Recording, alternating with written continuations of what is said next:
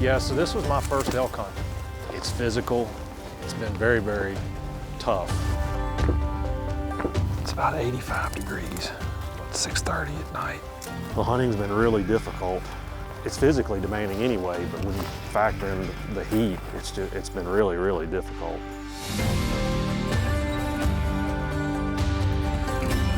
It's been an emotional and physical roller coaster.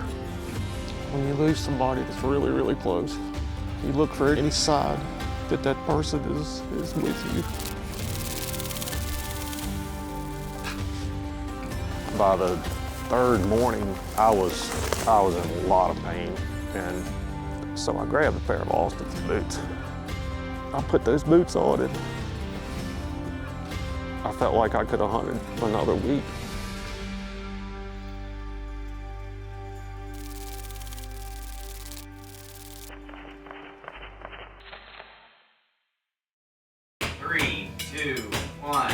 All right, everybody. Well, welcome to West Point, Mississippi, home of Mossy Oak brand camo and the Gamekeeper Studio. We're so glad to have everybody. We got a great show today. We've got Dr. Chamberlain, and we're going to talk about predators. So I'm a wildlife researcher. I work at the University of Georgia, and basically my job entails I hire graduate students, I get grant money from funding agencies, and I answer questions, research questions that are relevant to state agencies.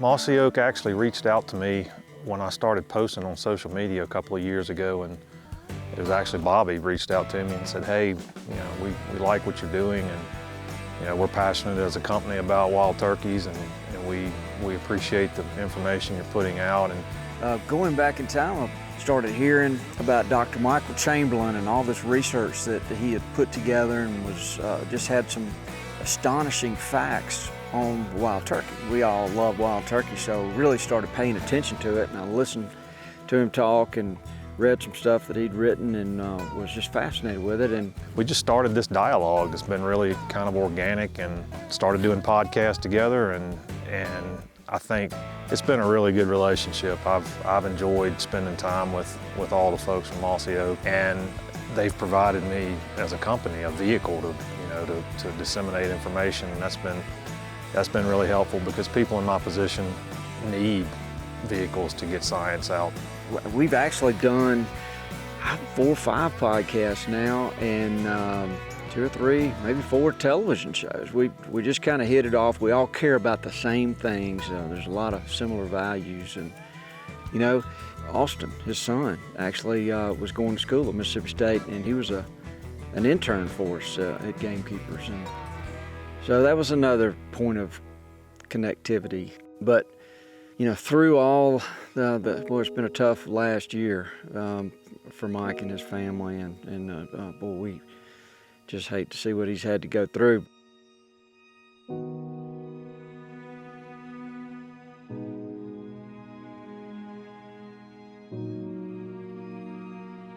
Austin was my soul.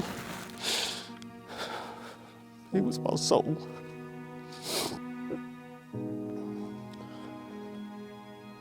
We did this together. This is what we did. And to not have him, not to be able to experience the outdoors with him is crippling, utterly crippling. So I clearly remember Sunday morning getting a text from Mike saying that they had lost Austin, and in a car accident. I was so shocked, and we had all the stuff that we had done and were doing, and it just all wasn't important anymore.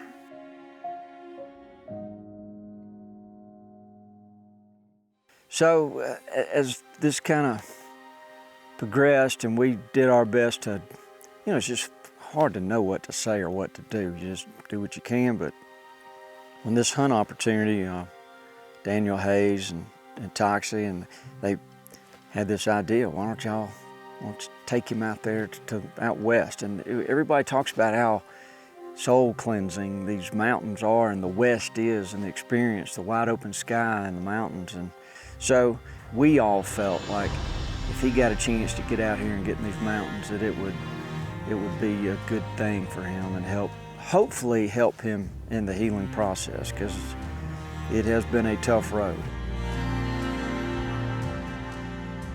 Yeah, so this was my first elk hunt. I've actually hunted all over the world, and I've been fortunate enough to be able to do that, but I've always kind of held back on an elk hunt for many reasons. I really wanted to do it right when I did it, and this opportunity came along, and I've always heard, you know, that elk hunting is a lot like turkey hunting, and man, let me tell you, it is.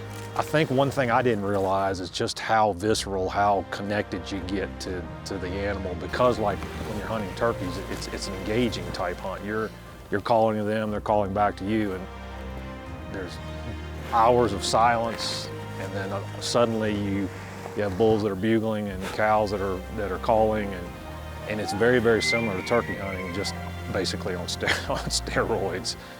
Very, very physical for sure.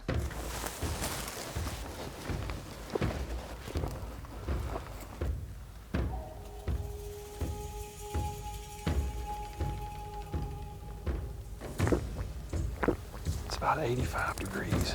It's 6:30 at night. The hunting's been really difficult. It's physically demanding anyway, but when you factor in the heat, it's been really, really difficult to hunt.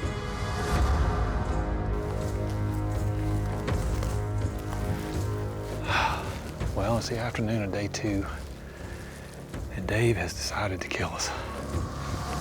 He's one of the better ones we've seen.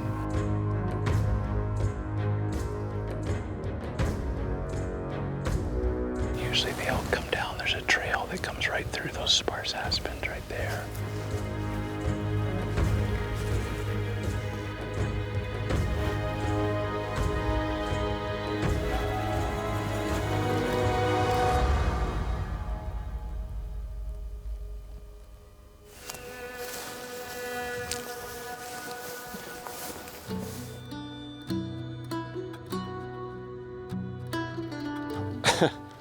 I brought this pair of boots on this trip, and the irony is I've worn these boots all over the world.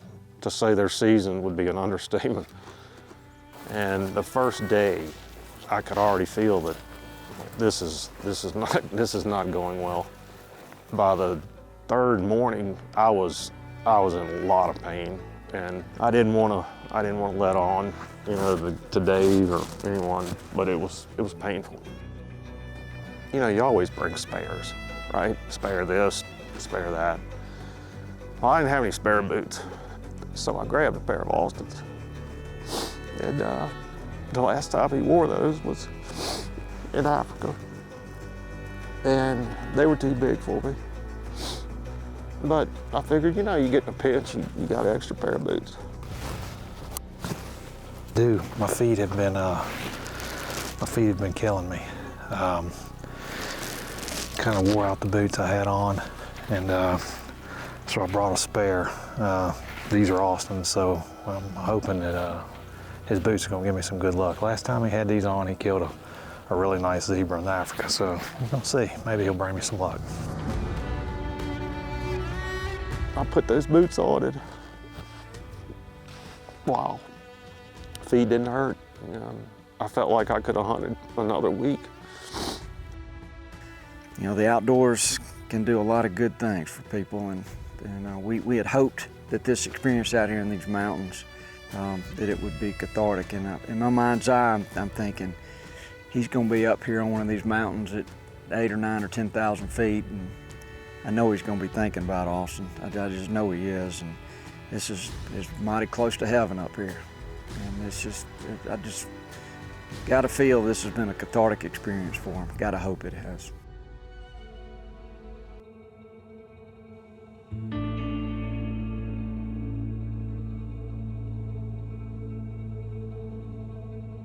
When you lose somebody that's really, really close, you lose a part of your soul. And you look for any side that person is with you. And when those signs come, they're very powerful. Very, very powerful.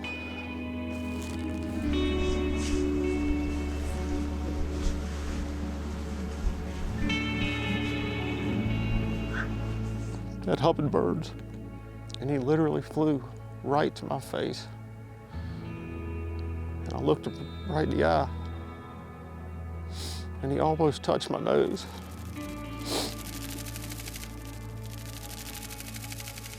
And I felt Austin, like he was sitting there with me. It was really powerful, man.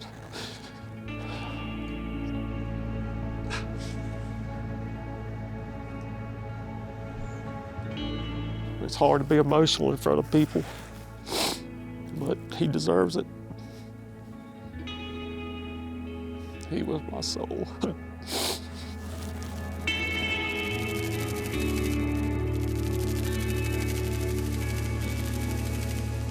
It's been 11 months since I lost him.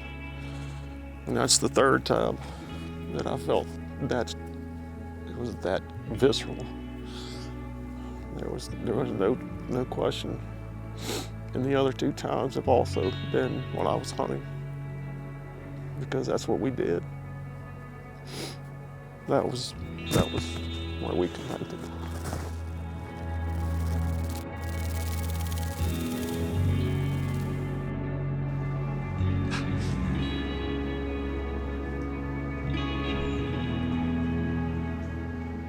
So I'll remember that hummingbird forever.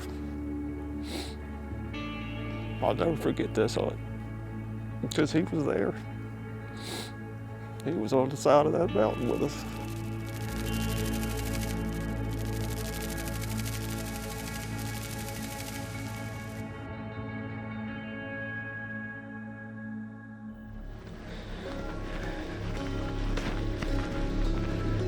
Last afternoon of our hunt, we're in the same valley that we were in yesterday afternoon. We hiked up here yesterday and there were elk everywhere. We had about 60 elk out here at one time in this valley. There's a little creek running through here, a little pond. Vegetation's really succulent, and there were elk everywhere. And we had bulls bugling all up this valley floor from us. We had one 5x5 come in.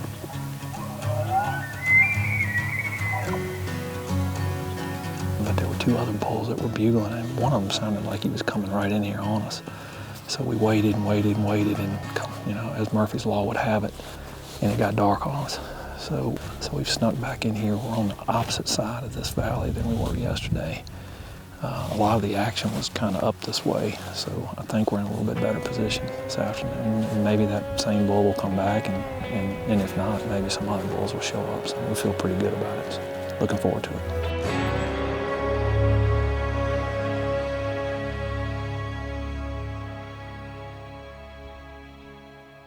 As it turns out, we get in a much better setup. We've basically got the wind on our side. We've got better vision than we had the day before.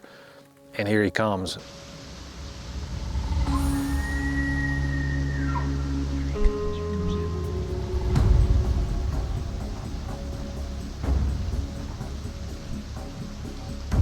He's nice.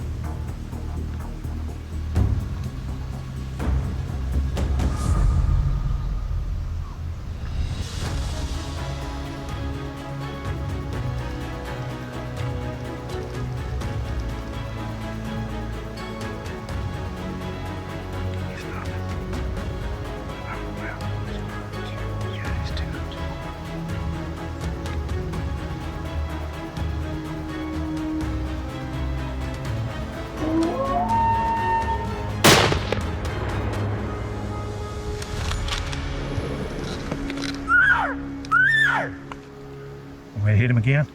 If he gives it to you.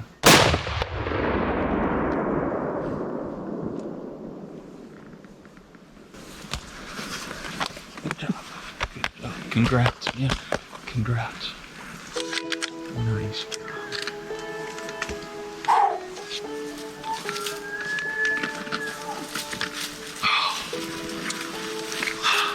It's over.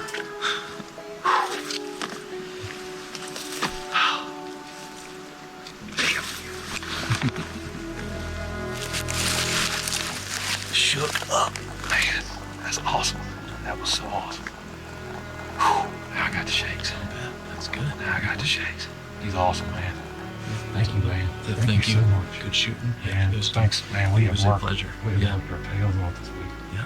Well, you want to get started on your last hike Yes. of the week? Yeah, my feet are ready for it. It's not very long. A few days Let's walk break. over and see what we got.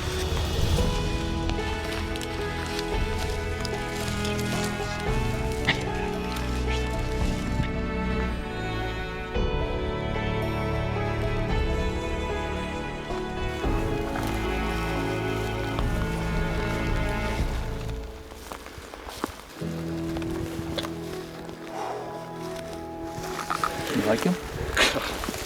Sick of the death, man. Thanks, boy. Boy, he's heavy. Yeah, heavy. This is my first elk hunt. Right? And dude, I'm hooked. No, let's do it again sometime. We absolutely will. First day luck is one thing. Last day luck's a sweeter thing. Yeah, I agree. When he stepped out, all I could think about was that hummingbird. Yeah.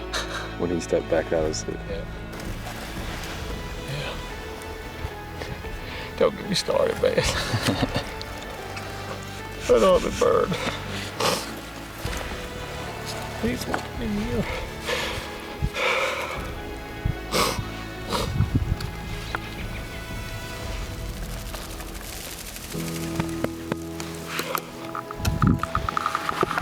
pretty bull. So this elk hunt, you know, we've been out here for 5 days, and you know, you'll end up walking 8 to 12, maybe 15 miles a day, and the majority of it is uphill, or at least half of it, because you got to go up and then come back down.